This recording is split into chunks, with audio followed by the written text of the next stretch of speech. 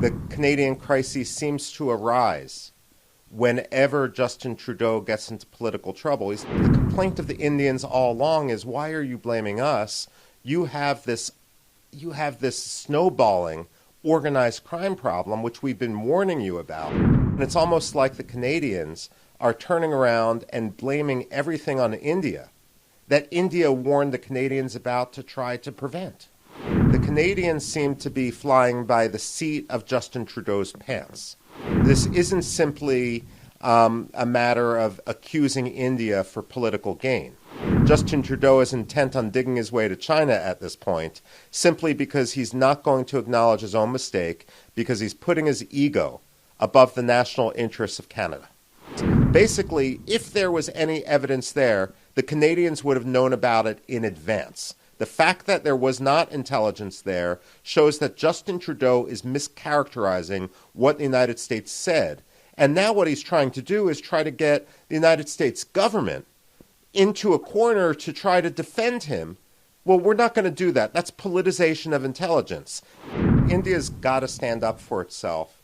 The problem with Canada's accusations today are the same as they were more than a year ago.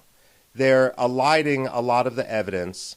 It seems to be the Canadian crisis seems to arise whenever Justin Trudeau gets into political trouble. He's now polling 10% behind the opposition leader.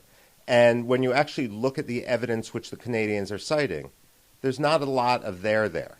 And for me as an American, when I read the Canadian evidence and their accusations, we were in JFK conspiracy territory. We were in the territory relating to the assassination of John F. Kennedy. For example, arguing that the Indians were leveraging organized crime in Canada to do their own dirty work. Look, the complaint of the Indians all along is, why are you blaming us? You have this snowballing organized crime problem, which we've been warning you about. And it's almost like the Canadians are turning around and blaming everything on India that India warned the Canadians about to try to prevent. Right.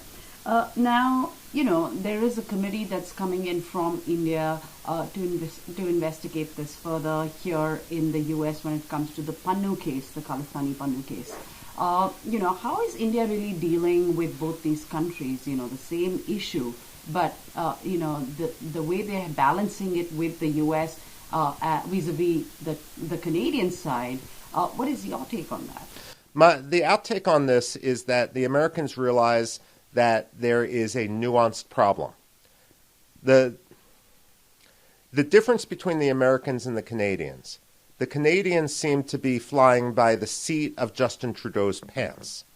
The Americans recognize the complexity of the issue. This isn't simply a matter of accusing India for political gain. Look, the San Francisco consulate has been attacked twice by Sikh extremists, by Khalistani militants. The Americans understand at this point that the Khalistani militants are engaged in organized crime, and therefore they recognize that not all is as meets the eye.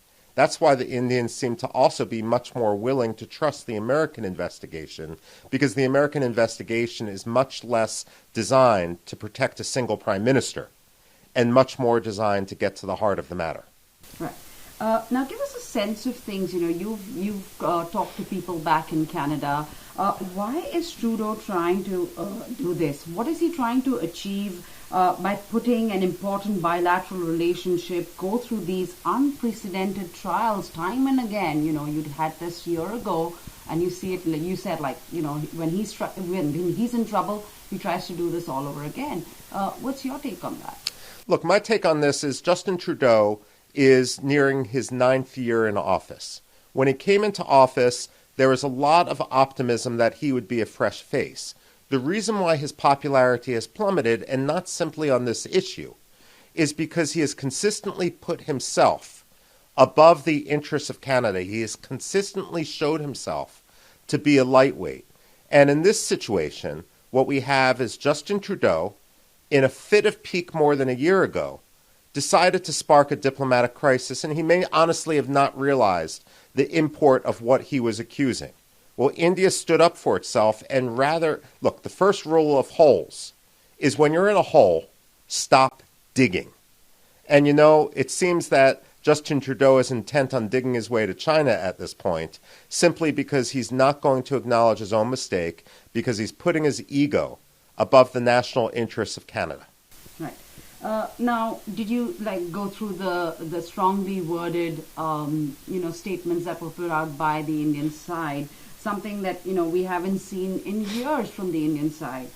This was like a direct attack on Trudeau. This is a direct and a strongly worded attack on Canada. What do you make of this, where the Indians are coming from? Well, look, the Indians have every right to be angry for two reasons. First of all, when I read many of the leaks, and some of the leaks were also published in the Washington Post not too long ago, there was a lot of assumptions made, 2 or 3 degrees of separation. What the Canadians are essentially saying is that this plot goes all the way to the top of the Indian government. This plot goes to the top of the Indian government because some of those who have conspired are 2 or 3 degrees removed from Prime Minister Modi. Well, you know what? I've done this game before, where I've found that I'm 2 or 3 people removed from the presidents of most countries on earth. That doesn't mean that when I get a speeding ticket when I'm driving, that somehow the government of China or the government of Turkey or the government of South Africa is responsible. That's the type of logic we're dealing with. When they don't have the evidence, the Canadians seem to make it up and say, hey, look, we're Westerners. You got to believe us. And that doesn't fly in India, the world's largest democracy. Frankly, it doesn't fly in the global south or anywhere else in the world. It doesn't fly in the United States. That's where the Canadians are making their mistake. But let's look at this from another perspective. From an American perspective, what the Canadians are accusing the Indians of doing isn't much different from what the Pakistanis accused the United States of doing when we killed Osama bin Laden. And you know what? Maybe the question the Pakistanis should have asked is, why were we harboring a master terrorist? And the fact of the matter is, Canada, through initially fraudulent immigration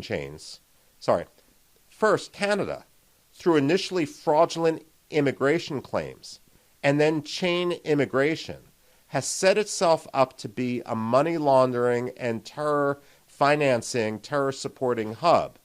And many Americans, many Canadians may not understand what the Khalistan movement is. But when you think back on Air Canada, when you think back on Air India 182 back in 1985, this group is potentially as deadly and as vicious as Al-Qaeda. Justin Trudeau needs to be asking, why am I protecting these people?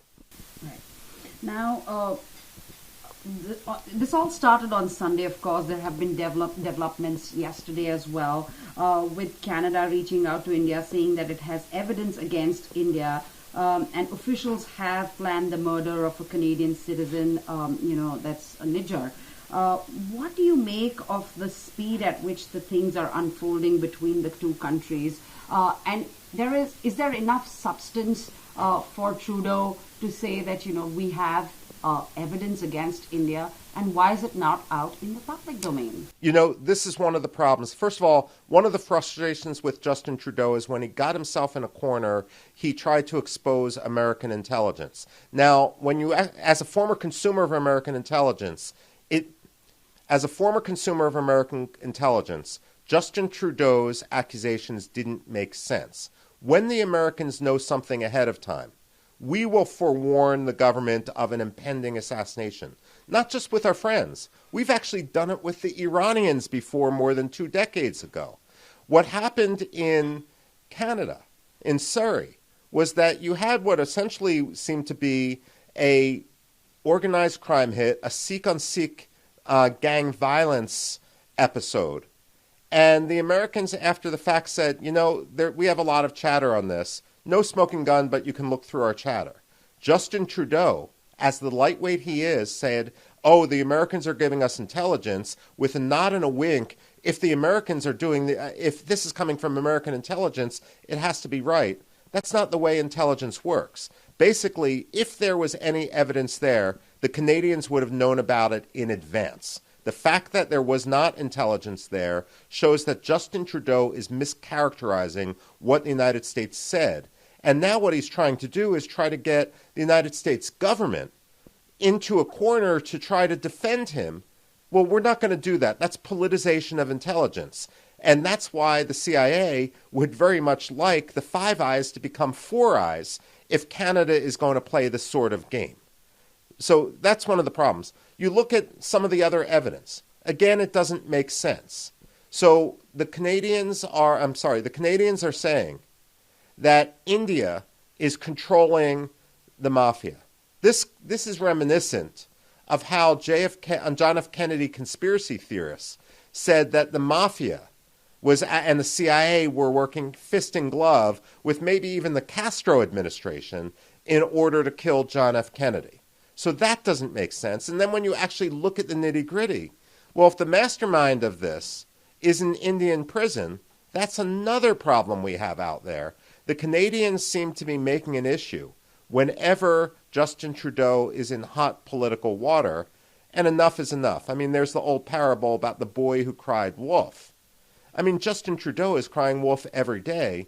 If Canadians don't trust him, why should Indians or Americans? Right. Trudeau also reached out to the UK Prime Minister yesterday, discussing this issue. Do you expect Trudeau to reach out to the US side? And what is your assessment in the days ahead? How would the US balance this out, considering, you have Canada on one side and India, an important strategic ally? Well, Justin Trudeau is going to try to hope that politics and diplomatic nicety trump the truth. What he always does is he jumps off a cliff and hopes that his British or American friends will put a big mattress there underneath him to catch him when he falls. It doesn't work that way. Our relations with India are way too important. They're way too bipartisan. They date back to the George W. Bush administration, and they're the only thing that really unites George W. Bush, Barack Obama, and Donald Trump and Joe Biden. That's an amazing relationship. To try to drag that down, to try to burn the house down in a fit of pique, in a Justin Trudeau temper tantrum, isn't mature leadership on the global stage. So what I suspect the Biden administration will do is what we did last time. Say, we have our own ongoing investigation. We're very happy with the Indian cooperation, and perhaps our investigation isn't pointing in the same direction, which the Canadians are claiming theirs is. Right. In the coming days, we will see an administration change here in the United States, be it Vice President Kamala Harris becoming the president of this country, or former President Trump coming back.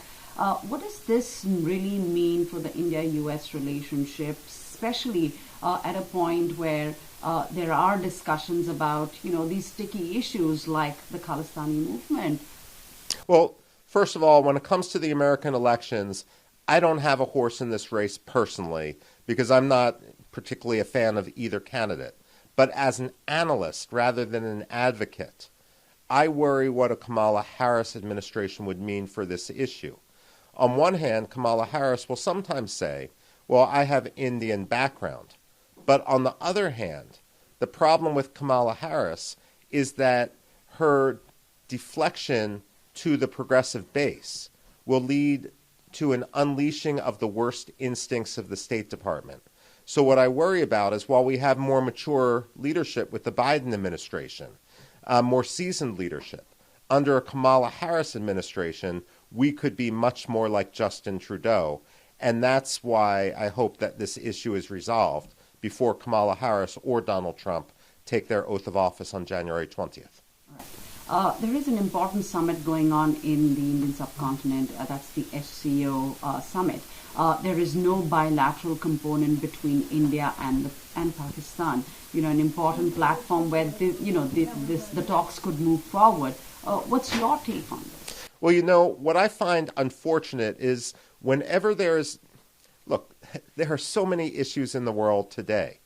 And whenever we have these multilateral summits, the G20, for example, where this first erupted with Justin Trudeau's accusations, what Canada does and what Justin Trudeau through his ego does is he completely derails the agenda when there are so many more important issues at stake. And that is what is becoming unfortunate. That's what's also causing a great deal of frustration with Justin Trudeau outside of New Delhi. And the fact of the matter is, whenever we try to work on something, whenever the world tries to get together to address trade, to address climate change, there's Justin Trudeau saying, hey, look at me. And, I mean, the world's had enough of that.